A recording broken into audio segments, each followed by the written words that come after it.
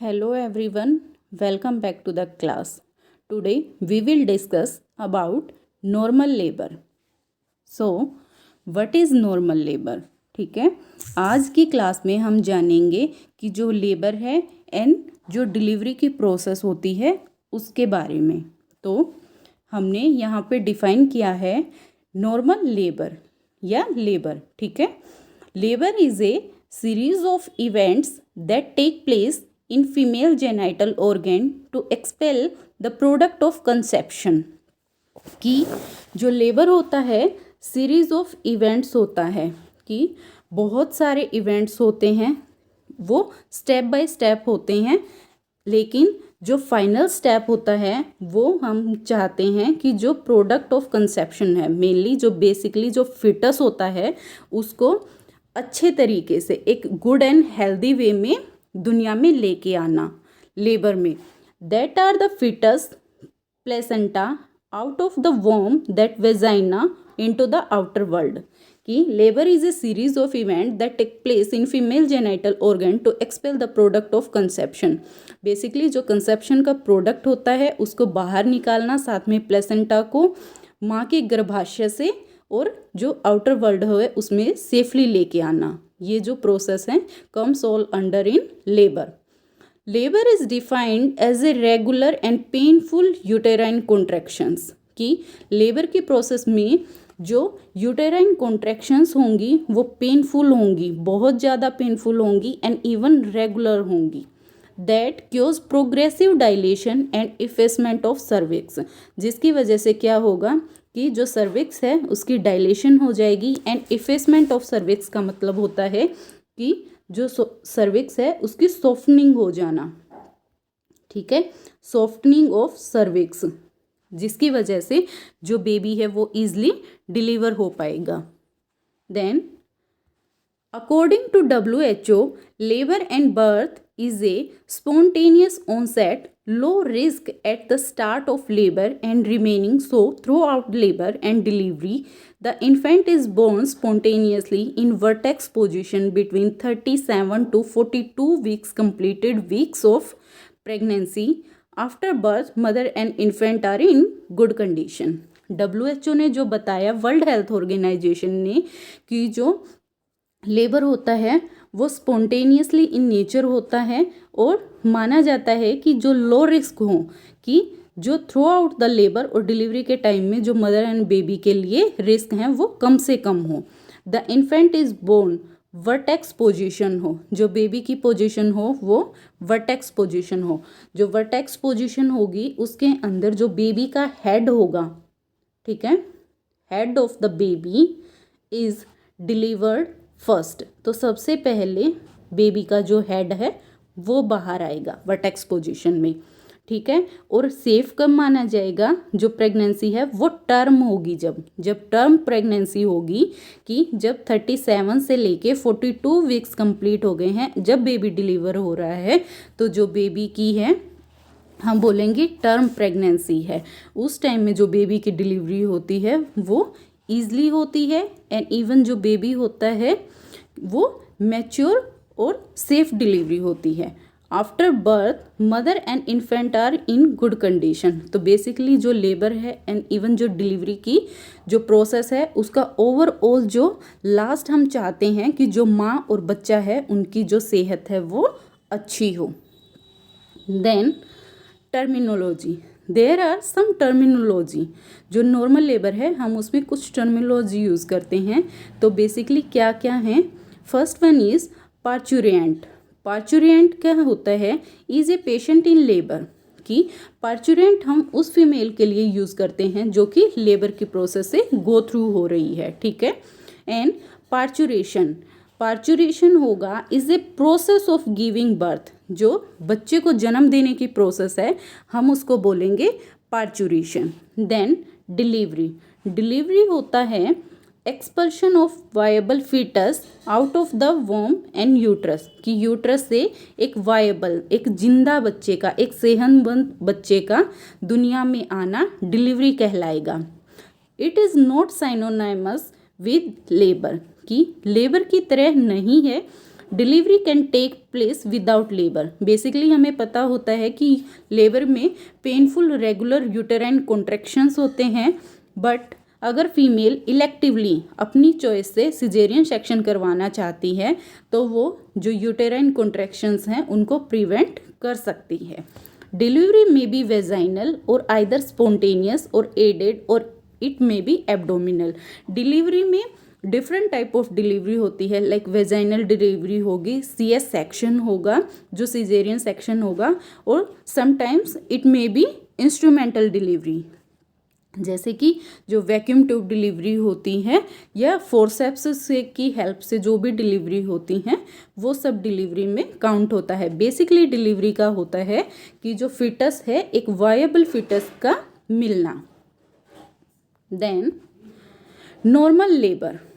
Normal labour is also known as यूटोसिया।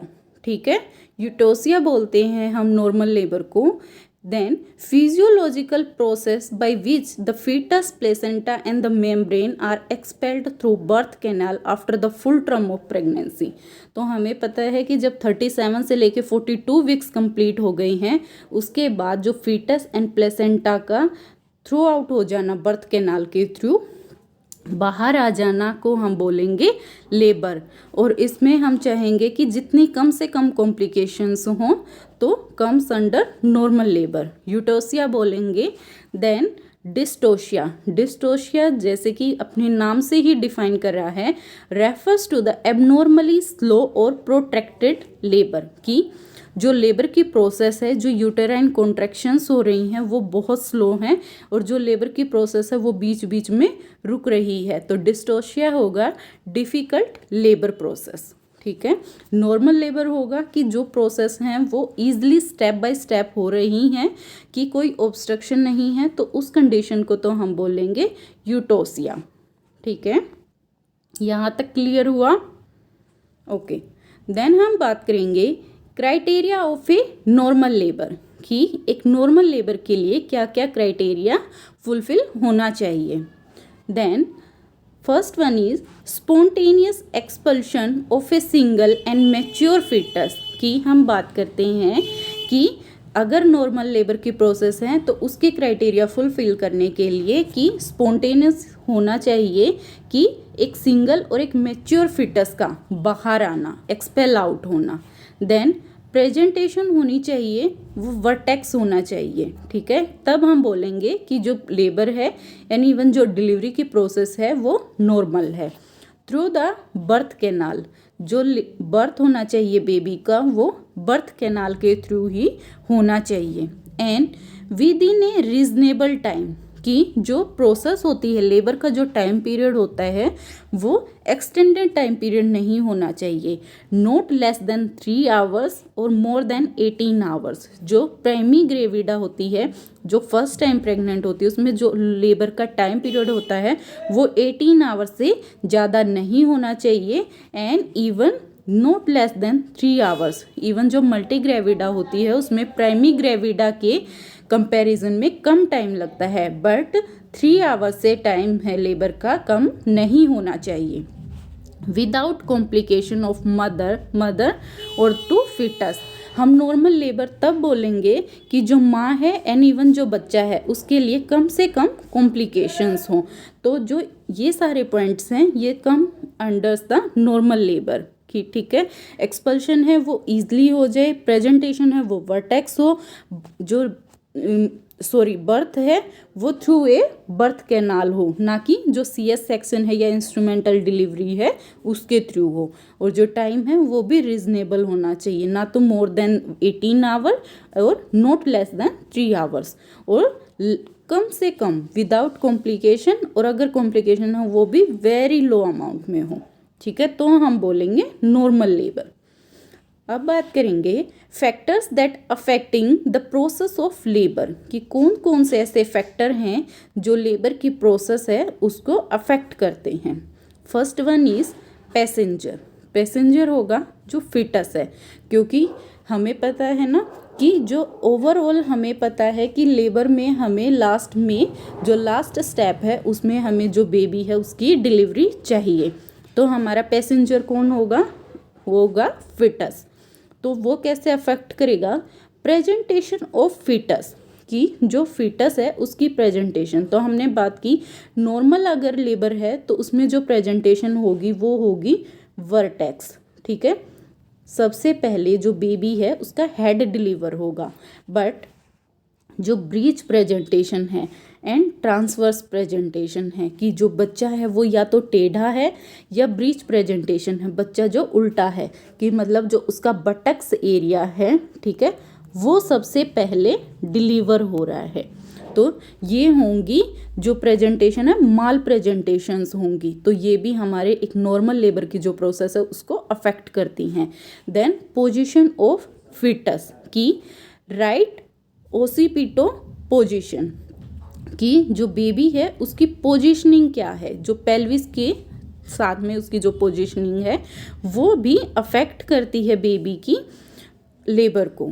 Than size of foetus, कि जो baby है उसका साइज है। समटाइम्स जो बेबी है वो ओवरवेट होता है, जिसकी वजह से भी जो लेबर है उसकी प्रोसेस अफेक्ट हो सकती है।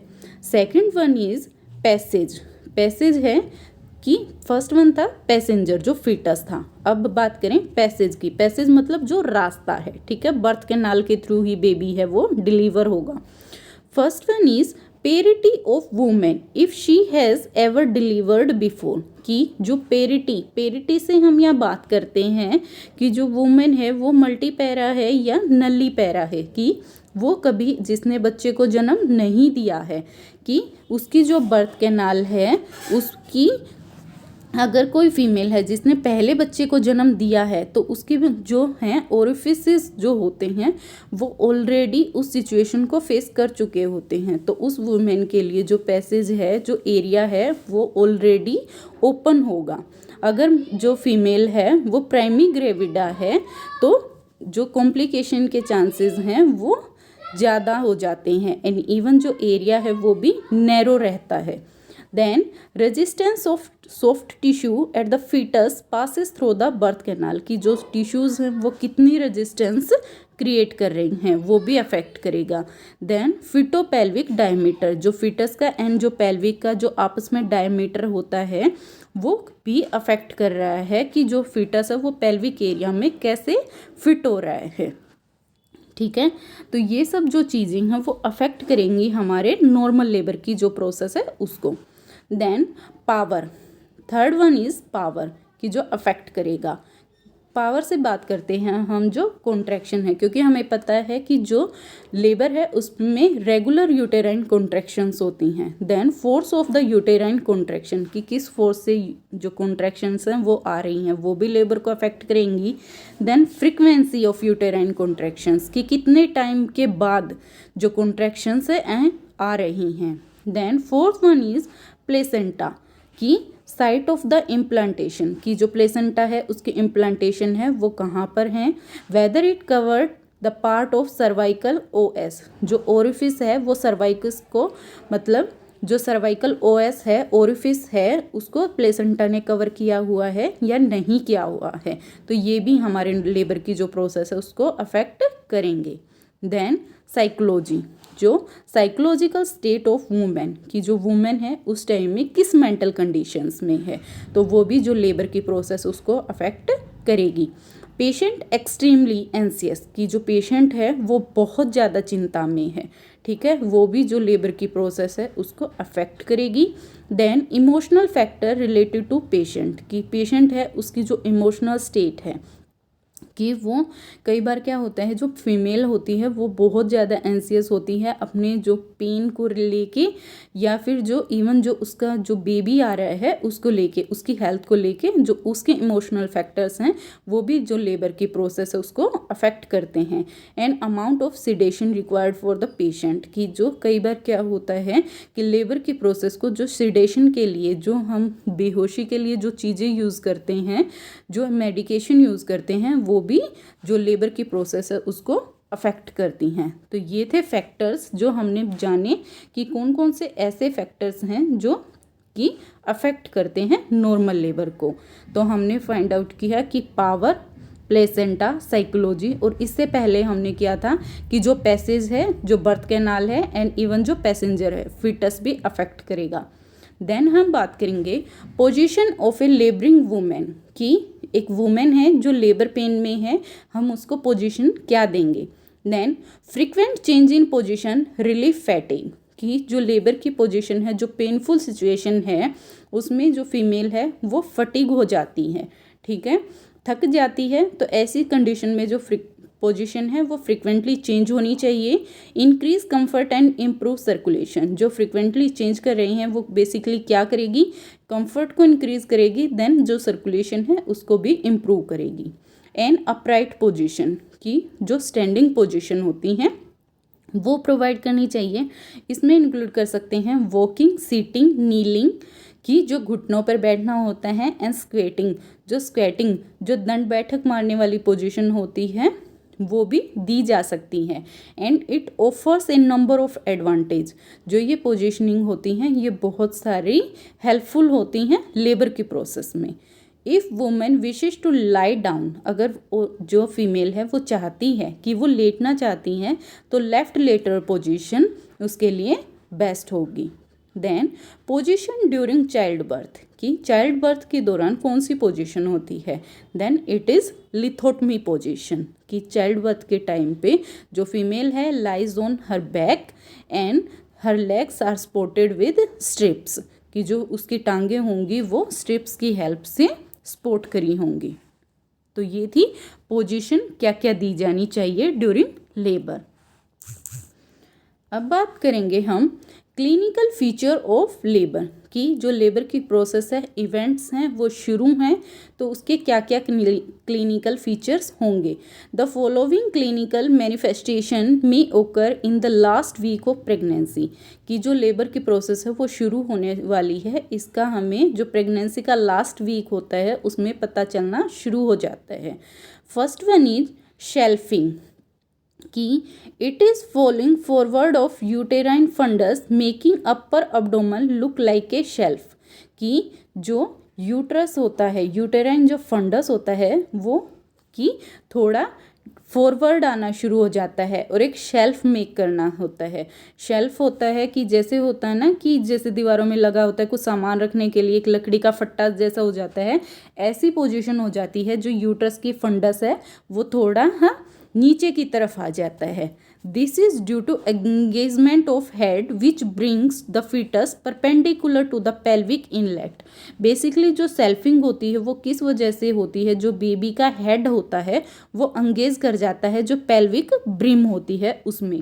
Then perpendicular to the pelvic inlet in the direction of pelvic axis. तो बेसिकली जो शेल्फिंग होती है, जो फॉलिंग फॉरवर्ड यूटेराइन फंडस कि किस वजह से होगा, जो बेबी का जो हेड है वो एंगेज कर जाएगा पेल्विक इनलेट में।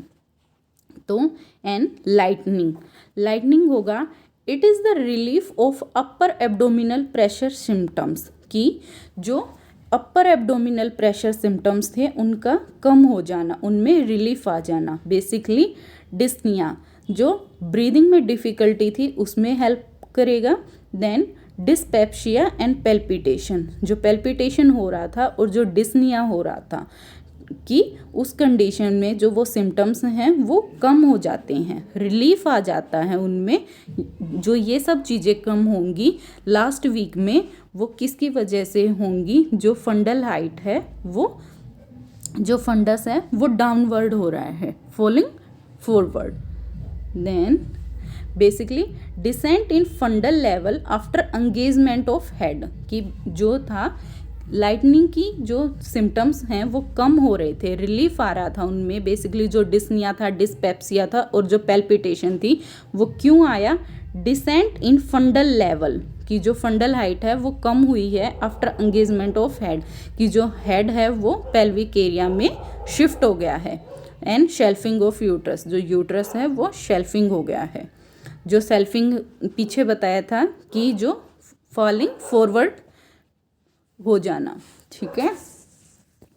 Then pelvic pressure symptoms with engagement of the presenting part, the following symptoms में अक्कर, कि जो है पेल्विक एरिया पे प्रेशर आएगा तो उसकी वजह से कौन कौन से सिम्टम्स हैं वो बेसिकली दिखाई देते हैं। Then frequency of micturition, micturition होता है जो यूरिनेशन की है, जो यूरिन होता है उसकी आउटपुट है वो बेसिकली इंक्रीज हो जाती है, ठीक है।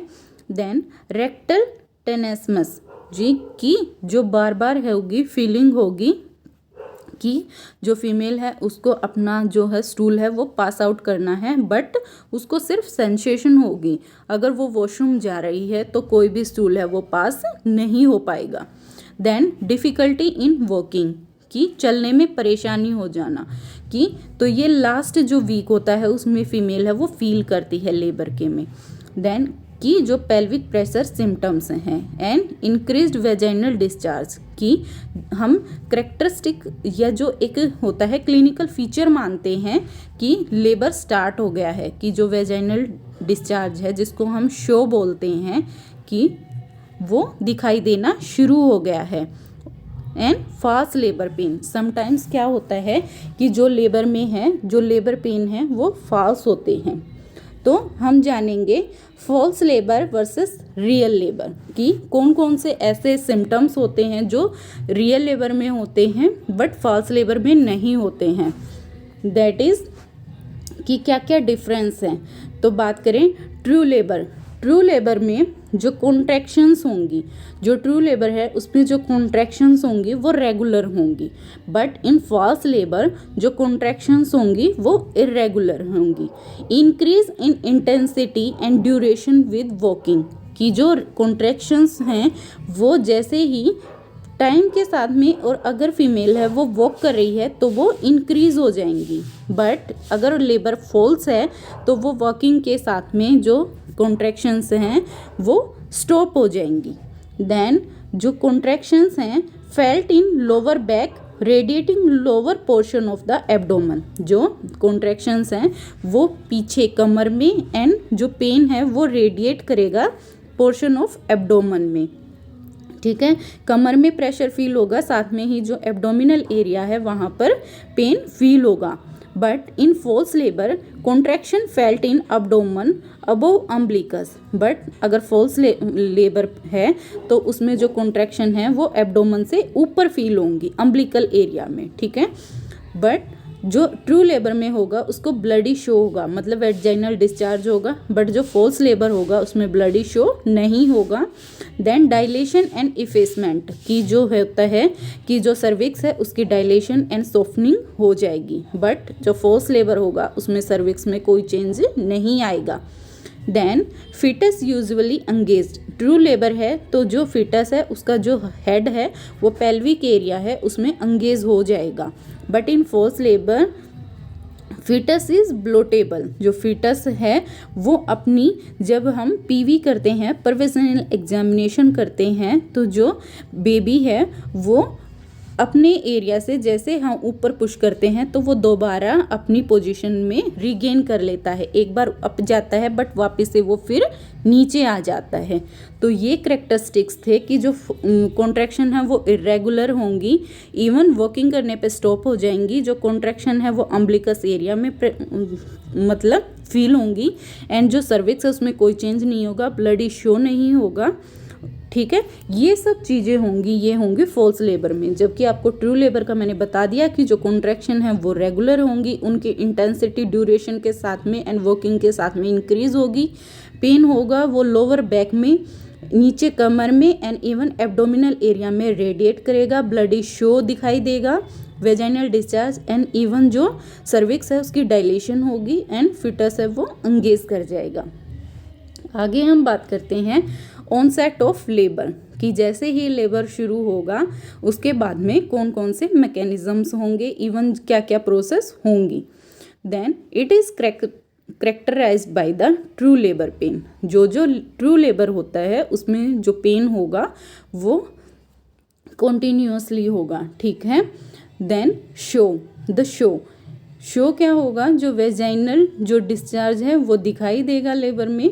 It is expelled cervical mucus कि जो सर्वाइकल म्यूकस है वो बाहर निकलेगा।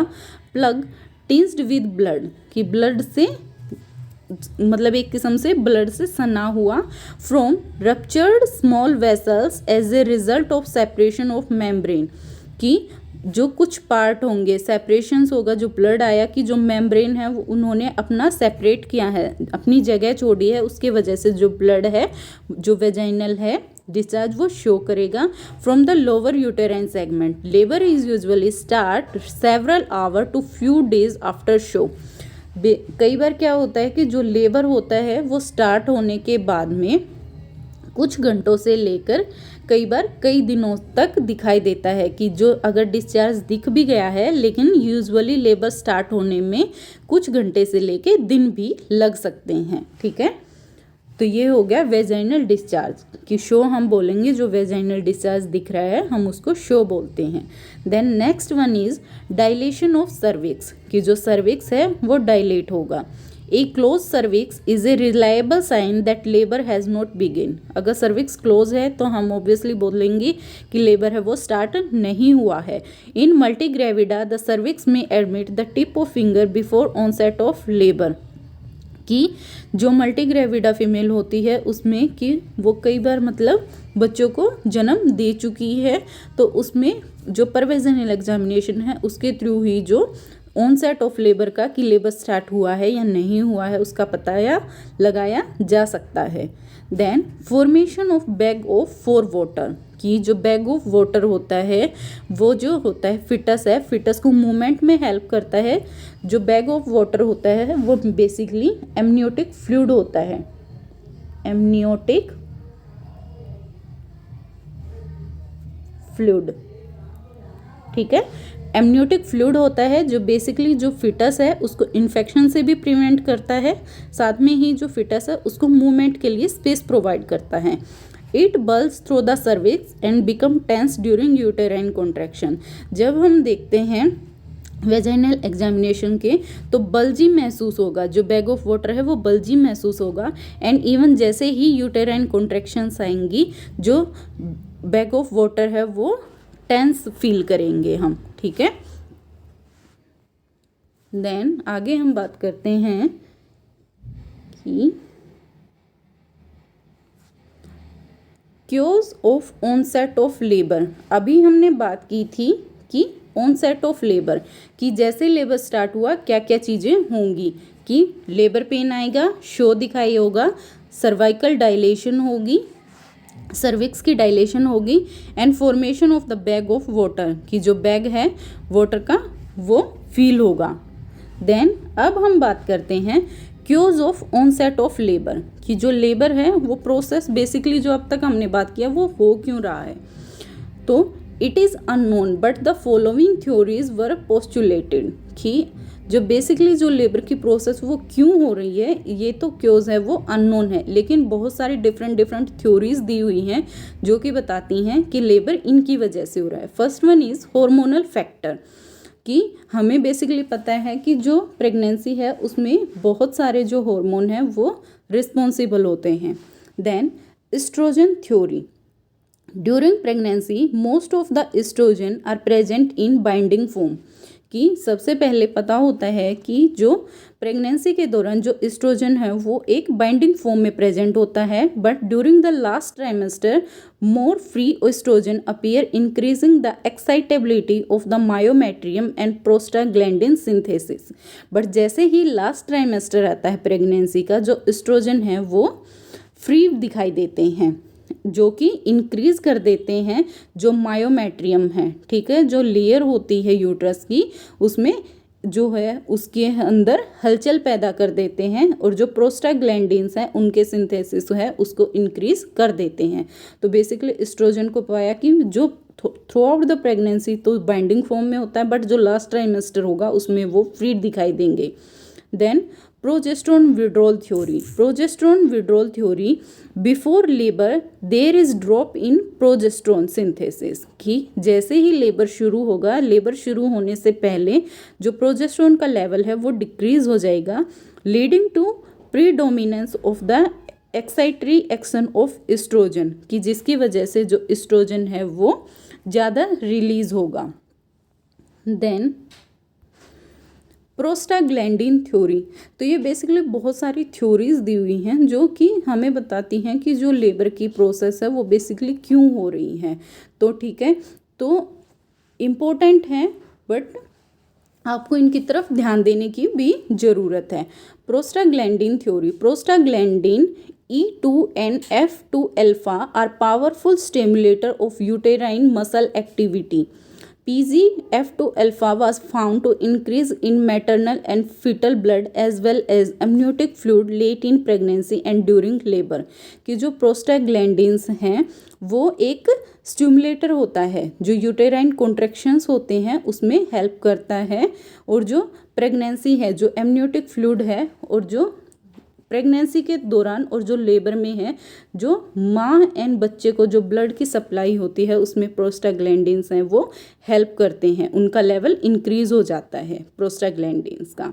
देन ऑक्सीटोसिन थ्योरी, जो ऑक्सीटोसिन है, although oxytocin is a powerful stimulator of uterine contraction. तो ऑक्सीटोसिन का पता होता है कि जो ऑक्सीटोसिन है एक पावरफुल स्टिमुलेटर है जो स्टिमुलेट करता है, जो कॉन्ट्रैक्शंस आती हैं यूटेराइन उनको इंक्रीज करता है। Its natural role in onset of labour is doubtful, but जो इसका एक्चुअल रोल होता है उसका नहीं पता होता है, लेकिन फिर भी जो ऑक्सीटोसिन है वो हेल्प करता है यूटेराइन कॉन्ट्रैक्शंस में।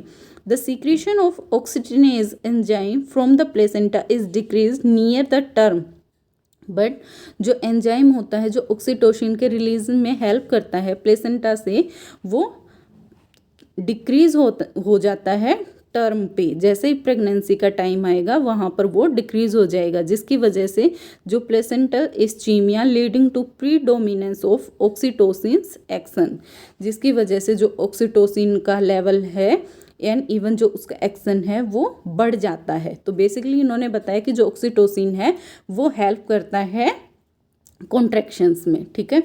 Then foetal cortisol theory, increased cortisol production from the fetal adrenal gland before labor may influence its onset by increasing estrogen production from the placenta। कि जो कोर्टिसोल है उसका प्रोडक्शन होता है जो फीटल की एड्रेनल ग्लैंड होती है उसके थ्रू लेबर से पहले, वो भी इन्फ्लुएंस करता है एस्ट्रोजन के लेवल, जो एस्ट्रोजन है उसके प्रोडक्शन पर। तो जो कोर्टिसोल है उसका जो इंक्रीज प्रोडक्शन है वो हेल्प करेगा, इन्फ्लुएंस करेगा increasing the oestrogen production from the placenta, ठीक है।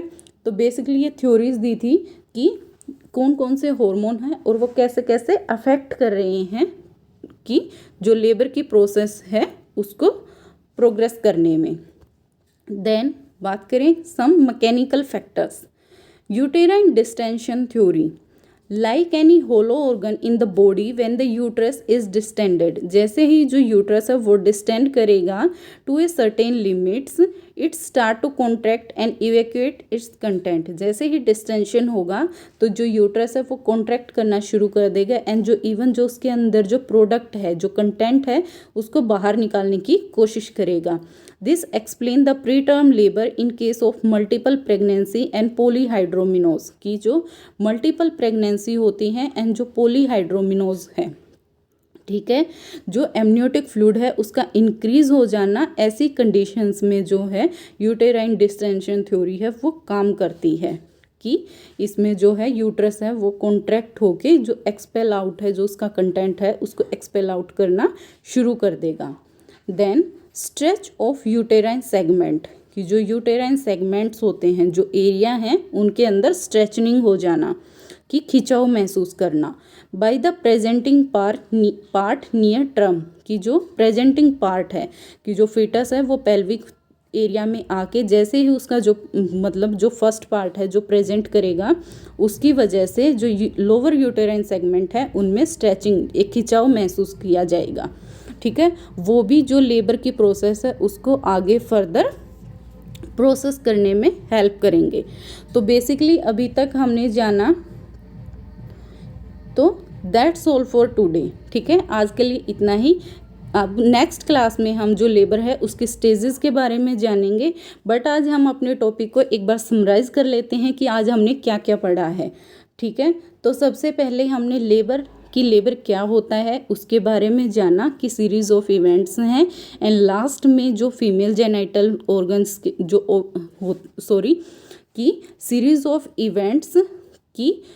सीरीज़ ऑफ इवेंट्स हैं जिसमें जो प्रोडक्ट ऑफ कंसेप्शन है उसको बाहर निकालना बेसिकली, ठीक है, और जो एक वायबल फिटस है उसको दुनिया में लेके आना, ये प्रोसेस है वो नॉर्मल लेबर के अंडर में होंगी, ठीक है। ये जाना हमने इसके बारे में। देन हमने जो डिफरेंट टर्मिनोलॉजीज यूज़ होती हैं लेबर में, हमने उनके बारे में जाना।